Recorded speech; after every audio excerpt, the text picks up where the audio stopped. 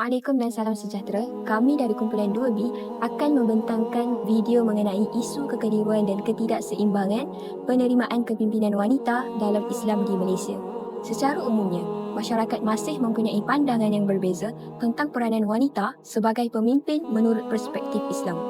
Ada yang menerima berdasarkan kelayakan dan kemampuan wanita, manakala ada juga yang dipengaruhi oleh tafsiran agama dan budaya sehingga mewujudkan ketidakseimbangan penerimaan dalam masyarakat. Kepimpinan wanita dalam Islam sering diperkatakan dalam aspek syariah, sosial dan pentadbiran masyarakat Islam. Islam telah mengiktirafkan peranan wanita ini sebagai pemimpin dan sejarah telah membuktikan bahawa wanita juga turut memainkan peranan penting dalam bidang dakwah, ekonomi dan politik. Contohnya seperti Khadijah binti Khuwailid dan Aisyah binti Abu Bakar. Islam juga mengiktirafkan keupayaan wanita memimpin selagi ia mematuhi syariat Islam yang ditetapkan. Namun begitu, isu ini masih menjadi perbahasan dalam kalangan ulama kerana ia mempunyai pandangan yang berbeza tentang batasan dan keizinan wanita yang memegang jawatan kepimpinan tertentu. Oleh itu, perbincangan mengenai kepimpinan wanita perlu difahami secara seimbang berdasarkan Al-Quran, hadis dan pandangan ulama yang lain. Assalamualaikum warahmatullahi wabarakatuh. Berdasarkan perbincangan ini, Islam sebenarnya mengiktiraf kepimpinan wanita selagi berada dalam batas syarak dan membawa kebaikan kepada masyarakat. Dan surah Taubah ayat 71, Allah SWT menjelaskan bahawa lelaki dan wanita saling bekerjasama dalam melakukan kebaikan dan mencegah kemungkaran. Ini menunjukkan wanita juga mempunyai peranan penting dalam aspek sosial, pendidikan, ekonomi dan pentadbiran. Selain itu, Suratul Baqarah dan surah An-Naml membuktikan bahawa wanita mampu menjadi pemimpin yang bijaksana, berilmu dan membuat keputusan yang baik. Nabi Sulaiman AS juga tidak menolak kepimpinan Balqis hanya kerana beliau seorang wanita. Sebenarnya, Islam tidak menilai kepimpinan berdasarkan jantina semata-mata, tapi berdasarkan kemampuan, ilmu, akhlak dan kepatuhan kepada syariat Islam. Dalam Islam, kepimpinan wanita dibincangkan dari sudut keizinan dan batasannya. Sebahagian ulama' berpendapat jawatan tertinggi negara lebih sesuai dipimpin lelaki berdasarkan hadis tertentu, manakala sarjana kontemporari pula menjelaskan hadis itu berkaitan situasi khusus dan tidak menolak semua bentuk kepimpinan wanita. Oleh itu, wanita dibenarkan memegang jawatan profesional dan pentadbiran selagi mematuhi syariat Islam. Islam juga menekankan bahawa kepimpinan wanita perlu menjaga maruah, aurat dan akhlak. Wanita boleh memimpin dalam bidang pendidikan, kesihatan dan kebajikan seperti yang ditunjukkan oleh Sayyidatina Aisyah yang menjadi rujukan masyarakat pada zaman Rasulullah sallallahu alaihi wasallam. Kesimpulannya, Islam memberi ruang kepada wanita untuk memimpin selagi selari dengan nilai agama dan batas syarak. Isu kepimpinan wanita dalam Islam masih menjadi perbahasan dalam masyarakat Malaysia. Walaupun wanita kini aktif dalam bidang pendidikan, ekonomi, politik dan pentadbiran, masih ada pihak yang mempersoalkan sama ada wanita boleh menjadi pemimpin menurut Islam. Kekeliruan ini berlaku kerana kefahaman agama yang tidak menyeluruh, pengaruh budaya masyarakat dan perbezaan pandangan ulama. Salah satu faktor utama ialah pandangan tradisional yang menganggap wanita hanya sesuai berperanan sebagai isteri, ibu dan pengurus rumah tangga. Akibatnya, masyarakat sering melihat wanita kurang sesuai memegang jawatan yang penting walaupun mempunyai kelayakan yang tinggi. Sedangkan Islam tidak pernah melarang wanita menyumbang kepada pembangunan masyarakat selagi mematuhi syariat. Dalam sejarah Islam juga, wanita turut memainkan peranan penting dalam pendidikan, ekonomi dan dakwah. Selain itu, kekeliruan masyarakat juga berpunca daripada perbezaan pandangan ulama tentang hukum kepimpinan wanita. Ada ulama yang membenarkan wanita memegang jawatan tertentu, manakala ada yang mengehadkan wanita daripada memegang jawatan tertinggi negara. Perbezaan ini menyebabkan masyarakat sukar memahami batas sebenar yang ditetapkan oleh Islam. Ramai yang tidak dapat membezakan antara kepimpinan negara dengan kepimpinan dalam bidang profesional seperti pendidikan, pengurusan dan pentadbiran organisasi. Akibatnya, semua bentuk kepimpinan wanita dianggap bertentangan dengan Islam. Hakikatnya, Islam tidak menolak kepimpinan wanita secara mutlak, tetapi menilai berdasarkan kemampuan, amanah dan keupayaan seseorang dalam menjalankan tanggungjawab sebagai pemimpin. Assalamualaikum Aina. Pada pendapat Aina, sejauh manakah masyarakat Malaysia menerima kepimpinan wanita dalam bidang politik, pendidikan dan sektor pekerjaan? Pada pendapat saya, masyarakat Malaysia pada zaman sekarang lebih terima berbanding dulu tentang kepimpinan wanita, terutamanya dalam bidang pendidikan ataupun pekerjaan. Contohnya macam kita boleh tengok sebagai pengetua, ada pengetua yang wanita, ada macam ketua syarikat yang mengetuai syarikat, macam tu. Sebenarnya dia macam atas sikap individu tu sendiri.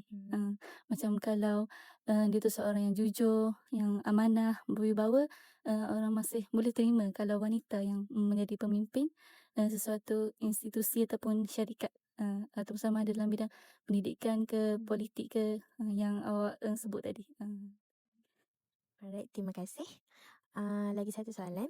Pada pendapat Aina juga, apakah faktor yang menyebabkan berlakunya ketidakseimbangan pandangan masyarakat Malaysia terhadap kepimpinan wanita? Kalau faktor yang ketidakseimbangan pemimpin, benda tu sebab biasanya mungkin mindset orang sekeliling yang dia ingat macam pemimpin ni, bila sebut pemimpin je mesti lelaki. Sedangkan wanita boleh jadi pemimpin juga. Mungkin sebab tokoh-tokoh yang terdahulu yang lebih ramai lelaki kan. Jadi ada juga perempuan tapi mungkin mereka kurang pendedahan kepada yang berkaitan dengan tokoh-tokoh wanita. Betul ada pihak yang sokong, ada pihak juga yang macam tak percaya yang wanita ni boleh jadi pemimpin. Tapi sebenarnya benda tu tak salah pun, dan boleh je. Mereka juga kurang yakin sebab ada orang yang macam dia berpendapat macam tu lah, dia berpendapat macam dia sering persoalkan macam perempuan ni boleh ke jadi macam ahli ataupun ketua, lebih-lebih lagi ketua lah, untuk memimpin dalam bidang politik, pendidikan, macam tu. Sebenarnya tak semua tak semua seperti yang mereka yang kita punya mindset tu. Sebenarnya ramai je lagi perempuan yang boleh jadi pemimpin yang baik untuk dalam negara kita ke, macam tu. Baik, terima kasih Aina. Assalamualaikum Cik. Waalaikumsalam. Saya ingin bertanya, pada pendapat anda, sejauh manakah masyarakat Malaysia menerima kepimpinan wanita dalam bidang politik, pendidikan dan sektor pekerjaan? Pada pendapat saya, masyarakat Malaysia ni semakin menerima kepimpinan wanita seiring dengan perkembangan pendidikan dan pemodenan. Namun, tahap penerimaan ini berbeza mengikut bidang. Yang pertama, dalam bidang pendidikan, wanita lebih mudah diterima sebagai pemimpin kerana mereka sering dikaitkan dengan sifat penyayang, sabar dan berkebolehan mengurus belajar. Ramai wanita berjaya menjadi pengetua, pensyarah dan pentadbir pendidikan. Dan seterusnya, dalam sektor pekerjaan pula, penerimaan terhadap wanita semakin meningkat terutama dalam bidang profesional seperti perbankan, perubatan dan korporat. Masyarakat kini lebih menilai kemampuan dan prestasi berbanding jantina walaupun masih wujud dalam halangan untuk mencapai jawatan tertinggi. Namun, dalam bidang politik, penerimaan terhadap kepimpinan wanita masih sederhana. Politik sering dianggap lebih sesuai untuk lelaki dan wanita dalam politik sering menerima kritikan yang lebih besar berbanding lelaki. So, kesimpulan saya untuk hari ini, penerimaan masyarakat terhadap kepimpinan wanita semakin positif, terutama dalam pendidikan dan pekerjaan. Tetapi masih memerlukan perubahan sikap dalam bidang politik. Itu saja daripada pendapat saya. Terima kasih. Pada pendapat anda, mengapakah masih wujud ketidakseimbangan pandangan terhadap kepimpinan wanita berbanding lelaki dalam kalangan masyarakat di Malaysia? Ketidakseimbangan ini wujud disebabkan oleh faktor budaya tradisional dan pemikiran lama yang melebihkan lelaki berbanding dengan wanita. Selain itu, terdapat juga pendedahan terhadap kejayaan pimpinan wanita yang menyebabkan masyarakat mempunyai persepsi bahawa wanita kurang sesuai untuk menjadi pemimpin berbanding dengan lelaki. Terima kasih. Saya ingin bertanya soalan. Apakah cara untuk meningkatkan penerimaan masyarakat terhadap pemimpin wanita? Pada pendapat saya, masyarakat boleh meningkatkan penerimaan terhadap pemimpinan wanita dengan memberi pendedahan, pendidikan serta peluang yang sama kepada wanita dalam semua bidang seperti pendidikan, politik dan pekerjaan. Selain itu, sokongan daripada keluarga, media dan institusi juga penting untuk mengubah persepsi negatif serta membuktikan bahawa wanita mampu memimpin dengan baik dan berlesan. Okay, untuk soalan kedua, pada pendapat anda, wanita mampu menjadi pemimpin yang berkesan seperti lelaki? Ya, wanita mampu menjadi pemimpin yang berkesan seperti lelaki kerana kemampuan kepimpinan bergantung kepada kemahiran, ilmu pengetahuan pengalaman dan cara seseorang membuat keputusan, bukannya berdasarkan jantina. Ramai wanita telah membuktikan kejayaan mereka dalam berbagai bidang dan mampu membawa perubahan positif kepada masyarakat dan organisasi. Okey Ashika, saya nak tanya awak, pada pendapat awak, sejauh manakah masyarakat Malaysia benar-benar menerima wanita sebagai pemimpin dalam sektor politik, korporat dan pendidikan? Pada pendapat saya, masyarakat Malaysia semakin menerima wanita sebagai pemimpin dalam sektor politik, korporat dan pendidikan. Tapi penerimaan itu belum sepenuhnya. Contohnya dalam bidang pendidikan, wanita ni dia diberi kepercayaan untuk memegang jawatan sebagai pensyarah atau mentadbir sekolah kerana masyarakat melihat wanita sebagai seorang yang bertanggungjawab dan disiplin. Pada untuk dalam sektor korporat juga, semakin ramai wanita berjaya menjadi usahawan dan pemimpin sektor besar. Namun dalam bidang politik masih terdapat sebahagian masyarakat yang mewakili kepada pemimpin lelaki kerana menganggap politik memerlukan kecerdasan dan kekuatan yang biasanya dikaitkan dengan lelaki. Walau bagaimanapun, perubahan masyarakat ini apabila ramai wanita yang membuktikan kemampuan mereka dalam memimpin dengan baik. Baik, terima kasih. Bagi penerimaan dan tahap penerimaan dan ketidakseimbangan pandangan masyarakat Malaysia terhadap kepimpinan wanita dalam pelbagai bidang. Berdasarkan hasil temubuan majoriti responden seperti Aina Nabila, Sofia Najah dan Wana Ashika berpendapat bahawa masyarakat Malaysia kini semakin menerima kepimpinan wanita berbanding dahulu. Aina Nabila menyatakan bahawa penerimaan terhadap pemimpin wanita bergantung kepada sikap seperti amanah, jujur dan berwibawa. Manakala Sofia Najah pula berpendapat bahawa perkembangan pendidikan dan pemodenan telah meningkatkan penerimaan masyarakat terhadap wanita sebagai pemimpin. Namun begitu, bidang politik masih didominasi oleh lelaki. Selain itu, Sofia Najah menyatakan bahawa bidang pendidikan merupakan bidang yang paling mudah menerima kepimpinan wanita kerana wanita sering dikaitkan dengan sifat penyayang, sabar dan berkebolehan mengurus organisasi. Dalam sektor pekerjaan pula, Wana Ashika menjelaskan bahawa wanita semakin diterima sebagai pemimpin dalam bidang profesional seperti perbankan, perubatan dan korporat. Walau bagaimanapun, masih terdapat masyarakat yang menganggap lelaki lebih sesuai memimpin dalam bidang politik kerana dianggap lebih tegas dan kuat.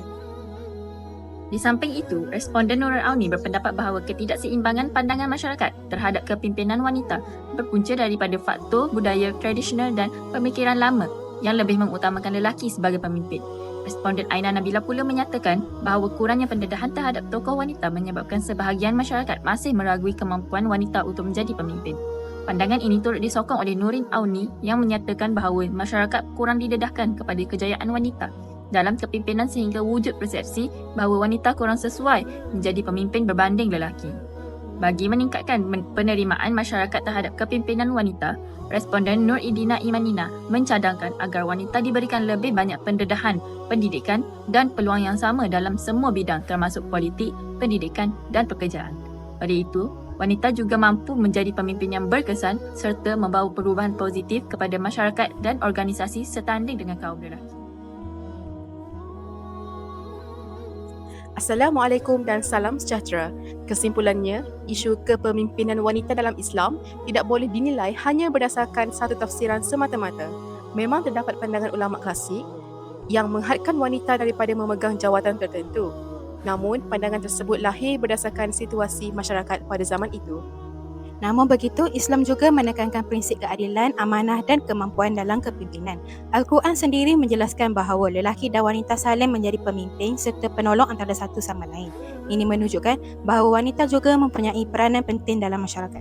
Selain itu, hadis Rasulullah SAW yang menyatakan setiap manusia ialah pemimpin membuktikan bahawa tanggungjawab kepemimpinan bukan hanya khusus kepada lelaki. Apa yang paling utama ialah seseorang itu mempunyai ilmu, kebolehan dan akhlak yang baik. Oleh itu, Islam tidak melarang secara mutlak kepimpinan wanita selagi seseorang wanita mempunyai kompetensi, keadilan dan amanah dalam menjalankan tugas. Maka beliau layak diberikan peluang pemimpin. Menolak wanita hanya kerana faktor gender sebenarnya bercanggah dengan semangat keadilan dalam Islam. Allahumma rahmataka arju